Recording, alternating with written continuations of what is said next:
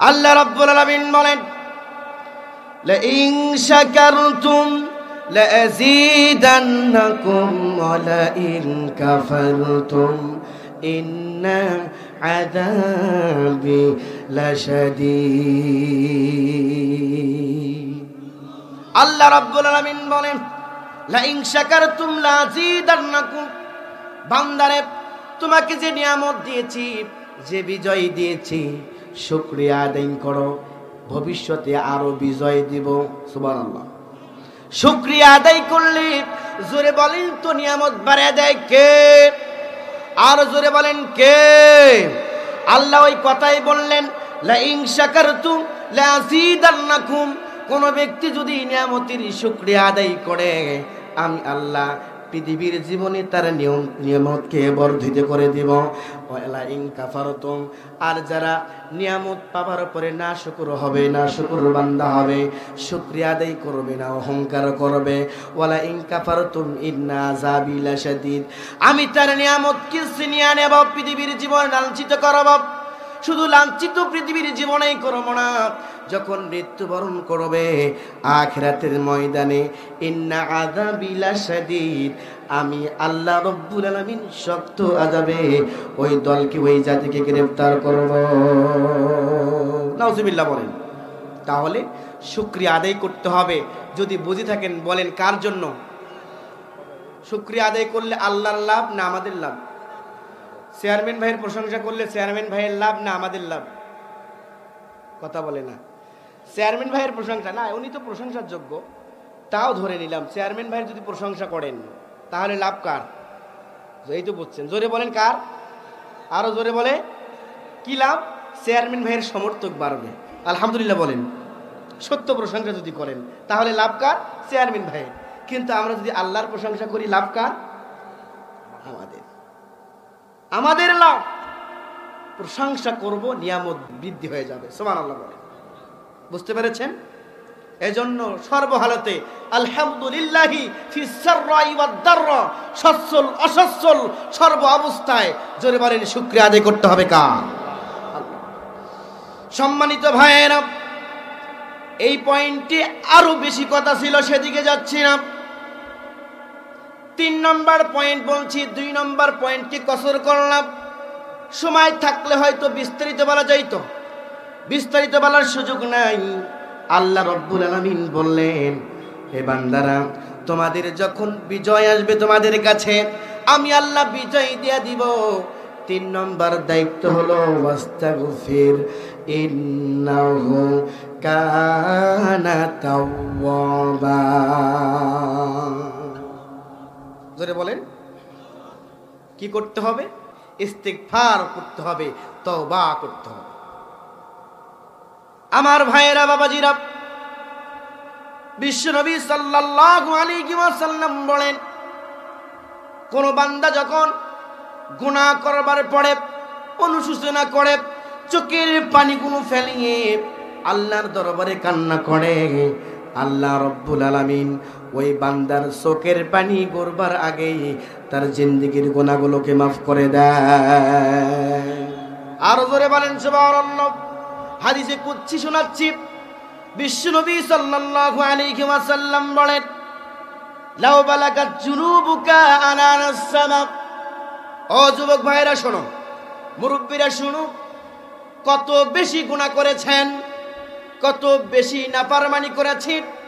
আল্লাহর হাবিব বলে, লাউ বালাগাত জুনুবুকা আনানাস সামা, কোন বান্দার পাপ যদি আসমানের মেঘের সমান হয়ে যায়, সুম্মাস্তাগফারতানি লাগফারতুনাক, বিশ্ব নবী বলে, দিল থেকে আল্লাহর কাছে মাথা নত করে কেউ যদি পাপ থেকে ফিরার কমিটমেন্ট দেয়, রব্বুল আলামিনের হাবিব বলেন, আল্লাহ রব্বুল আলামিন তার জিন্দেগীর সমস্ত গুনাহগুলোকে মাফ করে দেয়। বিশ্বনবী সাল্লাল্লাহু আলাইহি ওয়াসাল্লামের জামানায় একজন মহিলা জিনা করেছে। জিনাকারী মহিলা বিশ্বনবীর কাছে আসলেন আর বললেন, ইয়া রাসূলুল্লাহ, ইয়া হাবিবাল্লাহ, আমি বড় অন্যায় করে ফেলেছি, পাপ করে ফেলেছি। ইয়া রাসূলুল্লাহ, ইয়া হাবিবাল্লাহ, আমি তো জিনা করে ফেলেছি, জিনার করার কারণে আমার পেটের ভিতরে বাচ্চা এসে গেছে। ইয়া রাসূলুল্লাহ, আপনি যে জিনার শাস্তির কথা বলেছেন, জাহান্নামের আগুনে পুড়তে পারবো না, ও আল্লাহর রাসূল, পৃথিবীর জীবনে আমার জিনার বিচার করে দেন। পৃথিবীতে আযাব সহ্য করতে পারবো, কষ্ট সহ্য করতে পারবো, কিন্তু আখিরাতে আগুন, জাহান্নামের আগুন সহ্য করতে পারবো না। বিশ্বনবী বললেন, শোনো মহিলা, তুমি জিনা করেছো, তুমি পাপ করেছো। জিনা করার কারণে তোমার পেটের ভিতরে বাচ্চা এসে গেছে, তোমার দোষ এখানে মেনে নিলাম, কিন্তু তোমার গর্ভের ভিতরে যে বাচ্চা, তার তো কোনো দোষ নেই। সুতরাং বাচ্চা যতদিন না পর্যন্ত প্রসব হবে, ততদিন পর্যন্ত তোমার জিনার বিচার করা যাবে। আর জোরে বলেন, যাবে। আমার ভাইয়েরা, মহিলা চলে গেল, সন্তান প্রসব হয়ে গেল। 3 দিন পরে সন্তান কি কোলে করে নিয়ে আসলো, আর বলল, ইয়া রাসূলুল্লাহ, ইয়া হাবিবাল্লাহ, এই যে নেন, সন্তান প্রসব হয়ে গেছে, আমি দিন যায় রাত যায়, চোখ থেকে পানি আমার শুকায়, পৃথিবীর জীবনের কষ্ট সহ্য করতে পারবো ইয়া রাসূলুল্লাহ, জাহান্নামের কষ্ট, জাহান্নামের আগুন সহ্য করতে পারবো না। আমার এক একটা দিন, এক একটা রাত, এক একটা বছরের মতো কাটে, ঘুম আসে না চোখে। এই যে সন্তান নেন, আমার বিচার করে দেন। বিশ্বনবী বলল, শোনো মহিলা, সন্তান প্রসব হয়েছে তো ভালো, প্রত্যেকটা সন্তানের হক থাকে কমপক্ষে 2 বছর। জোরে বলেন, কয় বছর? 2 বছর মায়ের দুধ পান করতে সে পারবে, তার হক আছে। সুতরাং এই মুহূর্তে যদি তোমার শাস্তি তোমাকে দিয়ে দেই, তাহলে সন্তানটা তার হক থেকে মাহরুম হয়ে যাবে। সেজন্য যেই দিন তোমার সন্তান পৃথিবীর খাবার খেতে পারবে, সেই দিন আসো, তোমার জিনার বিচার তোমাকে করে দেয়া হবে। আমার ভাইয়েরা, সংক্ষেপে বলছি, যখন সন্তানরা খাইতে পারে, ওই সন্তানের হাতে একটি রুটি দিলেন। বিশ্বনবীর কাছে আসলেন, ইয়া রাসূলুল্লাহ, ইয়া হাবিবাল্লাহ, এই যে দেখেন আমার সন্তান এখন রুটি খাইতে পারে, পৃথিবীর খাবার খাইতে পারে। ইয়া রাসূলুল্লাহ, ইয়া হাবিবাল্লাহ, মেহেরবানি করে আমার জিনার, আমার বিচার আমারে করে দেন। বিশ্বনবী সন্তানকে নিলেন, একজন সাহাবীর কোলের ভিতরে উঠিয়ে দিলেন, আর বললেন, শোনো সাহাবী, এই বাচ্চাটাকে তুমি অনেক বেশি আদর করো, যত্ন করো, আল্লাহ তোমার উপরে রহম করবেন। একজন সাহাবীকে ছোট্ট বাচ্চার দায়িত্ব দিয়া দিলেন।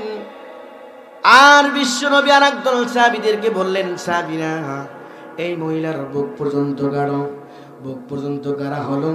সাহাবীদেরকে অর্ডার দেয়া হলো, চতুর্দিক থেকে পাথর নিক্ষেপ করা শুরু করে দাও। চতুর্দিক থেকে বৃষ্টির মতো পাথর নিক্ষেপ হওয়া শুরু হয়ে গেল। মহিলার মাথায় একটি পাথর লাগলো।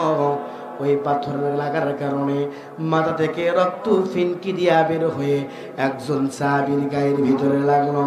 সাহাবীটা ওই রক্ত লাগা দেখে ভৎসনা করা শুরু করে দিল, নাক ছিটকানো শুরু করে দিল, ঘৃণা করলো, আওয়াজ তুলে বলল, তুমি ধ্বংস হও। বিশ্বনবী শুনতে পাইলেন, আর বললেন, ও সাহাবী, তুমি কি বললা? সাহাবী বলল, হুজুর, ওই মহিলার রক্ত আমার গায়ে লেগেছে, কারণ মহিলাটা পাপী, আমি চাই না পাপীর রক্ত আমার গায়ে লাগুক, সেই জন্য ভৎসনা করেছি। আর